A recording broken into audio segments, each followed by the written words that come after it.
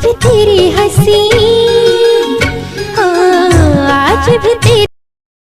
ओम शांति दीदी, आपका बहुत बहुत स्वागत है हमारे प्यारे बाप दादा की ओर से और मीठी दादियों की ओर से। बहुत बहुत स्वागत है, स्वागत है, स्वागत है। और आप सभी एंजल्स जो अभी देख रहे हैं उन सभी का भी बहुत बहुत स्वागत है, स्वागत है, स्वागत है। जैसे कि हम अभी दादी जी का मास चल रहा है तो हम इसी में दादी जी की विशेषताएं सुन रहे हैं। तो शिक्षा हमारी प्यारी दादी जी हमें दे रही है, हर रोज हम उन्हें सुन रहे हैं और जरूर हम धारण भी कर रहे होंगे। तो आज भी हमारी आदरणीय कुंती दीदी जी के मुख कमल से हम उनकी विशेषताएं सुनेंगे। जी दीदी जी, ओम शांति। ओम शांति, ओम शांति,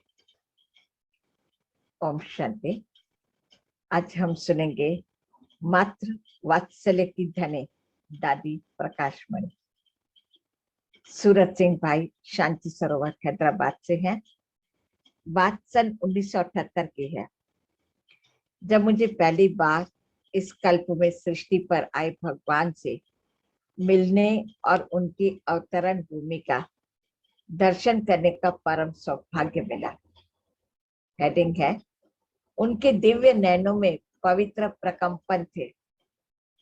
पांडव भवन की तपोभूमि का वातावरण वैसे भी बहुत शक्तिशाली योग का था ही, फिर भी इस संगम युग में ब्राह्मण बनने के बाद पहली बार दिव्य स्नेह की प्रतिमूर्ति शक्ति स्वरूपा परम आदरणीय दादी माँ, उनके दर्शन करने का शुभ अवसर मुझे मिला।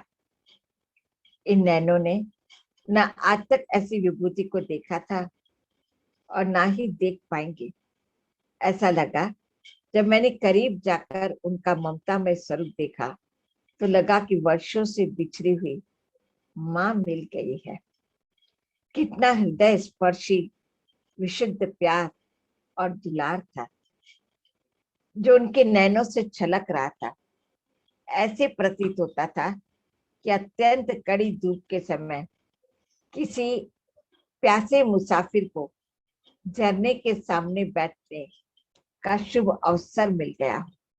उनके दिव्य नैनों के पवित्रता के प्रकंपन इस देह को बुलाकर आत्मा की गहन अनुभूति में निमग्न होकर साथ साथ परम पिता परमात्मा की स्नेह भरी याद में डुबोने वाले थे। सामने से उनका शरीर और मुखमंडल बिल्कुल ही ओझल हो चुका था और कभी ब्रह्मा बाबा, कभी शिव बाबा की छवि का दिव्य साक्षात्कार मानस पटल में बार बार होता गया।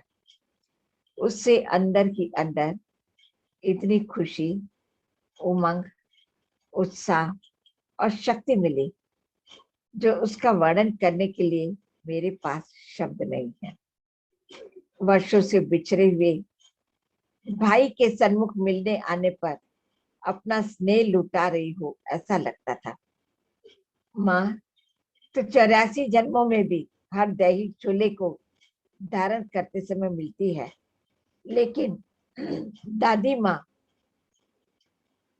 माँ उन सब में एक बेजोड़, अद्वितीय एवं अपूर्व सी थी। स्नेह भरी दृष्टि दी और अपने बहुत ही मधुर स्नेह भरे शब्दों में कहा, ठीक है, अच्छा लगा बाबा का घर, कुमार तो बाबा के गले का हार है। ऐसे लाड प्यार भरे शब्द कहते हुए मीठी टोली से भी मुख मीठा करा दिया। उससे बहुत खुशी हुई, अपार नशे का अनुभव हुआ और एकदम ही हल्की फुल्की अवस्था हो गई। खुशियों से फूले नहीं समा रहे हो ऐसा महसूस हुआ। हेडिंग है, जादुई पालना की धनी दादी माँ। एक बार कुमारों की बट्टी का कार्यक्रम पांडव भवन में रखा हुआ था। बट्टी के पश्चात 2-3 दिन के बाद रक्षाबंधन का त्योहार आने वाला था। दादी माँ ने बट्टी की अंतिम क्लास में मुन्नी बहन जी से कहा कि वे आज सभी कुमारों को बाबा की पावन राखी अपने हाथों से बांधेंगी और पवित्रता की दृढ़ प्रतिज्ञा भी कराएंगी। ये खुशखबरी सुनते हुए सभी कुमारों के खुशी से रोम रोम खड़े हो गए और स्नेह से पुलकित हो उठे। सभी की प्रसन्नता का कोई पारावार नहीं रहा। अपनी अपनी तैयारियां जल्दी जल्दी कर सभी पांडव भवन के मेडिटेशन हॉल में बैठे और गहन तपस्या में डूब गए। करीब 400-500 कुमारों की उपस्थिति थी। जैसे ही ममता की दिव्य मूर्ति दादी माँ संदली पर उपस्थित हुई तो क्या अलौकिक स्नेह भरा दृश्य था, जो सभी को कुछ समय तक बहुत ही स्नेह भरी दृष्टि दी। उसके बाद अपने सन्मुख रखे स्टूल पर बैठाकर शक्तिशाली पवित्र दृष्टि दी और राखी बांधने वाले हाथ को अपने हाथ में लेते पवित्रता की दृढ़ प्रतिज्ञा कराते दादी जी राखी बांध रही थी। जब मेरी बारी आई तो मेरे एक तरफ पहले से ही योग में बहुत ही हल्की स्थिति थी, उसमें फिर दादी माँ की इतनी पावरफुल दृष्टि थी जो उसके प्रकंपन अत्यधिक प्रवाह आ रहा था। जब राखी बांधने के लिए दादी माँ ने मेरा हाथ अपने हाथ में लिया और फिर ऐसी ओजस्वी तेजस्वी शक्तिशाली दृष्टि दी तो लगा कि मैं मस्तक के बीच से ऊपर की ओर उड़ रहा। मेरे सामने दादी नहीं थी, आकारी ब्रह्मा बाबा में शिव बाबा संयुक्त रूप से स्नेह भरी दृष्टि देते राखी बांध रहे हैं, ऐसा प्रतीत हुआ। यह अपने आप में बहुत ही निराला एवं दिव्य अनुभव था। उस राखी की अनुभूति का क्या कहना। ऐसे एक एक को बहुत मीठे लाड प्यार के साथ दादी जी ने राखी बांधी। वो राखी का अनुभव आज दिन तक याद आता है। उसकी अमिट छाप लगी हुई है। ऐसी जादुई पालना की धनी दादी माँ जो कुमारों को पवित्रता की धारणा में सशक्त करने में ज्वाला स्वरूपा थी, है नहीं है। वो क्या ममता का अलौकिक साया था जो इस कल्प में हमें भी मिला था। ये बात सन 1998 की है, जब 45 राष्ट्रों के वरिष्ठ ब्रह्मा कुमार एवं ब्रह्मा कुमारी बहन भाइयों की सहभागिता में एक मूल्यनिष्ठ अंतरराष्ट्रीय सम्मेलन का व्यापक आयोजन काठमांडू नेपाल में हुआ, जिसके लिए आदरणीय दादी जी वहां पधारी थी और तत्कालीन महाराजा ने आदरणीय दादी जी की उपस्थिति में उस सम्मेलन का उद्घाटन किया था। उस वक्त सेवा की भागा भागी में दादी जी से इतनी अच्छी रीति नहीं मिल पाए थे। कार्यक्रम संपन्न हुआ, सभी आ जा रहे थे। उस समय सभी सेंटर निवासियों को दादी जी के कक्ष में बुलाया गया। ये समाचार मिला, ऐसा लगा विशेष रूप से दादी जी मिलेगी। दादी जी अपने सामने मीठे भोजन की थाली लेकर आओ मीठी वाणी उच्चारते हुए अति स्नेह भरी प्यारी दृष्टि दे रहे थे। सभी दादी जी के सन्मुख बैठे। दादी जी अपने हाथों से भोजन के सभी आइटमों को एक साथ मिलाते हुए एक एक यज्ञ के निवासियों को भोजन की गिराही माने गिट्टी बड़े प्रेम से मुख में खिला रही थी। जब मेरी बारी आई तो मेरा मन स्नेह से फूटने लगा। ओहो, ममता की मूर्ति दादी माँ सबकी थकान को एक गिराही खिलाते ही मानो हर रही है। वो क्या ममता का अलौकिक साया था जो इस कल्प में हमें भी मिला था। ऐसे प्यार की पालना तो छोटे छोटे बच्चों को भी उनके माँ बाप से कम ही मिलती होगी। जो दादी माँ इस कदर सबको देखकर बहला रही थी। वो दिन आज भी बहुत ही याद आया करते हैं जब दादी माँ की याद आती है। हेडिंग है, दादी जी न केवल भारत की अपितु सारे विश्व की दादी माँ कहलाई। विशाल हृदय वाली दादी जी सभी के सामने एक खुली किताब की तरह अपनी दिल की बातें रखकर कहा करती थी। दादी को आज अमृत वेले एक संकल्प आया कि ऐसा करना है। इसमें आज सभी की क्या राय है?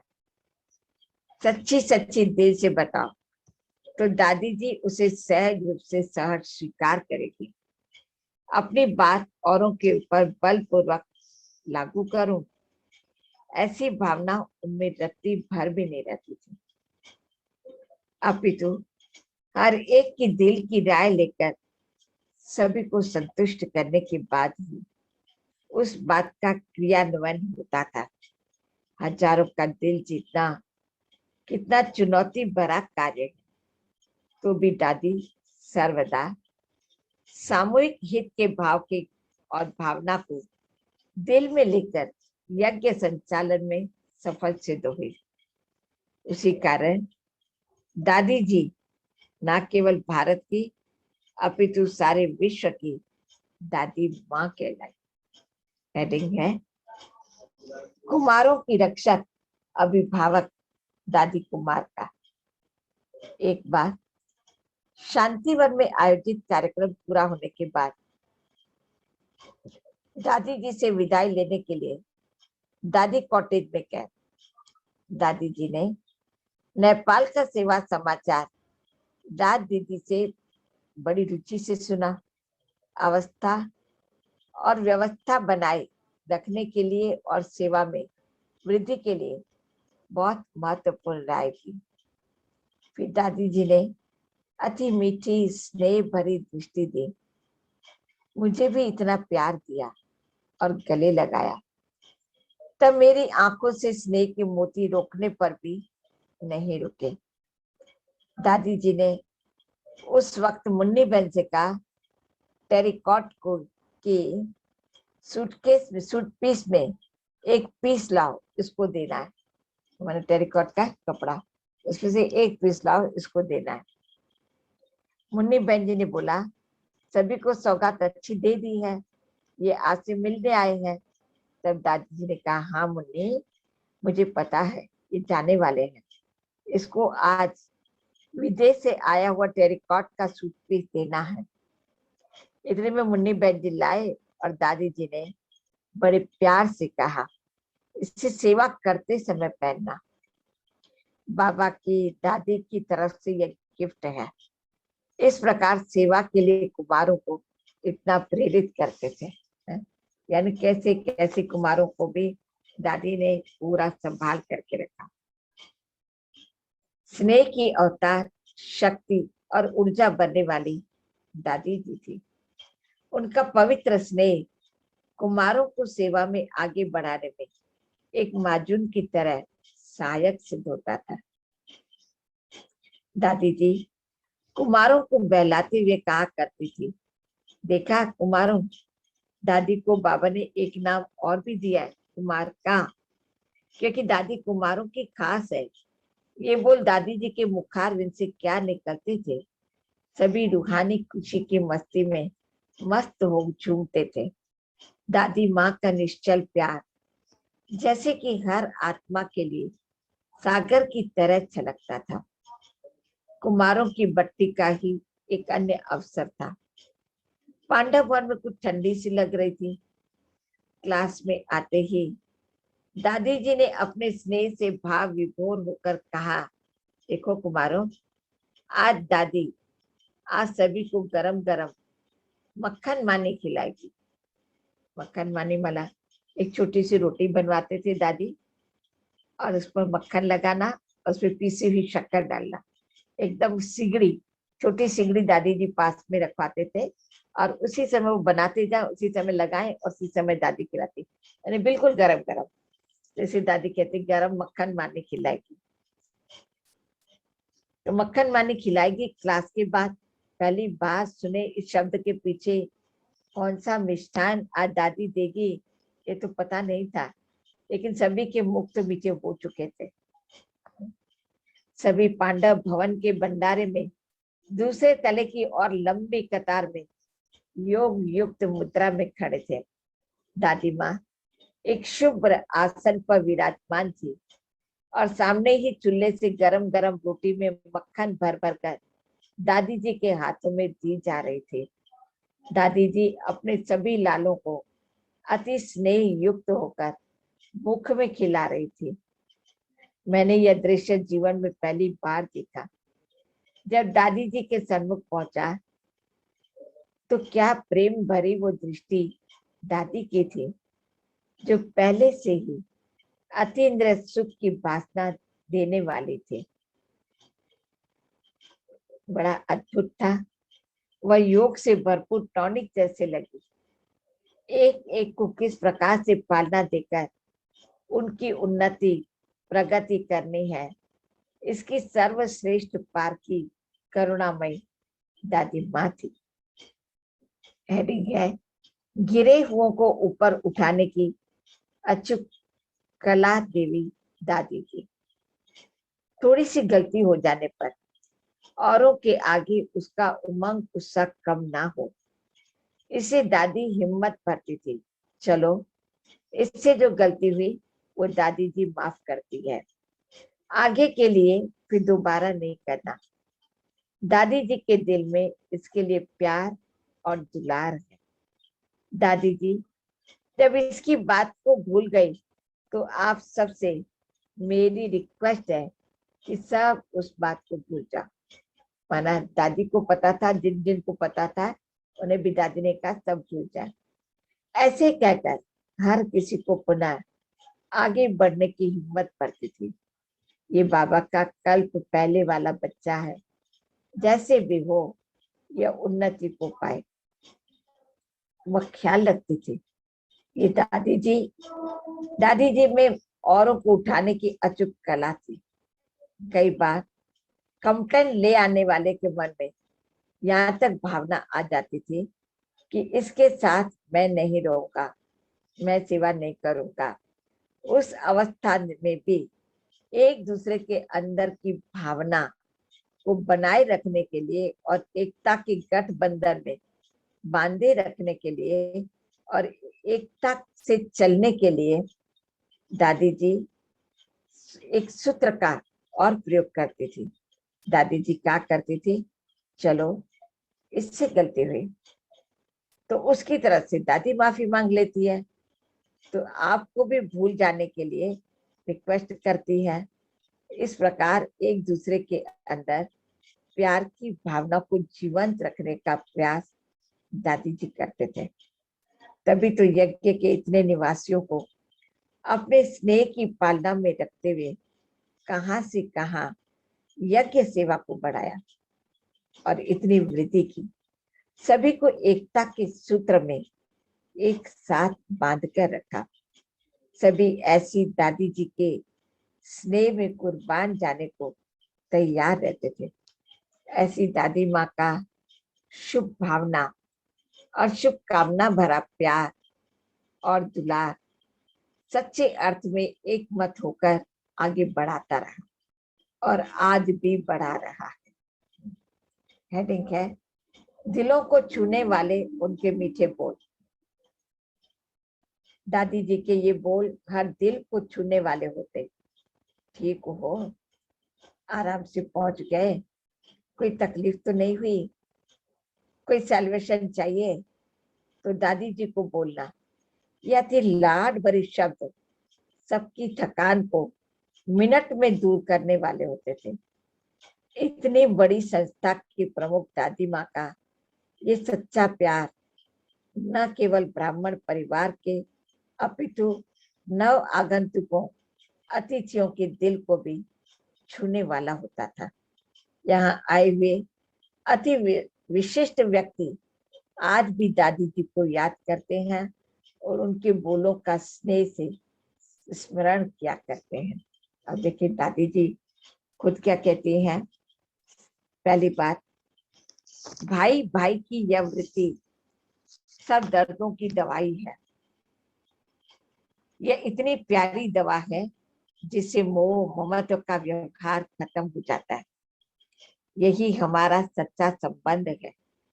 यही नाता हमारे कार्य व्यवहार को शुद्ध करता है। दूसरा, भाई भाई के नाते से हमारा हृदय शीतल हो जाता है। कड़े संस्कार समाप्त हो जाते हैं। जीवन सुखद अनुभव होता है। एक दूसरे में प्रेम और विश्वास बढ़ता है। तीसरी बात, दुनिया के अनेक खेल हैं। कोई कैसा तमाशा दिखाता, कोई कैसा। आप उसमें क्यों आते? अगर उस खेल में आएंगे तो जरूर शेक माना झटका तो आएगा। खेल के ऊपर रहो तो सेफ माना सुरक्षित होंगे। चौथी बात, समय हमारी संपत्ति है, संकल्प भी हमारी संपत्ति है। तो मैं ही अपनी संपत्ति को वेस्ट क्यों करूं? हम तो अपने संकल्पों के राजा हैं। हमें इन्हें लॉ एंड ऑर्डर में चलाना है, तब ही हम राजाओं का राजा बनेंगे। पांचवी बात, हमें सिद्धि स्वरूप बनना है। हमें राजाओं का राजा बनना है। संकल्प की सिद्धि प्राप्त की तो राजाओं के राजा हैं। अपने बुरे संकल्प पर विजय हो, यह सिद्धि स्वरूप बनना है, तब आपका गायन होगा। छठी बात, पवित्रता आत्मा का निज धर्म है। पवित्रता माना सूक्ष्म संस्कारों का भी परिवर्तन। जब संस्कार परिवर्तन होते हैं तब कहा जाता प्योरिटी ही रॉयल्टी व रियलिटी है। बहुत सुंदर बातों से दादी ने आज हम सभी को श्रृंगार किया है कि कैसे हमारे अंदर सिद्धि स्वरूप भी बनना है, पवित्रता को भी अपनाना है, आपस में एक मत होकर भी रहना है। तो साथ साथ किसी की बातों को हमारे चित्त पर नहीं रखना। जिस समय जो उसने जो कहा सुना और हम तुरंत उन बातों को भूल जाए, ऐसी भी दादी ने शिक्षा दी। अच्छे अनुभवों को सुनते हुए आगे की कड़ी में हम कल सुनेंगे। ओम शांति। ओम शांति दीदी, आपका बहुत बहुत धन्यवाद। तो हम चलेंगे अभी बाबा की याद में। चलिए।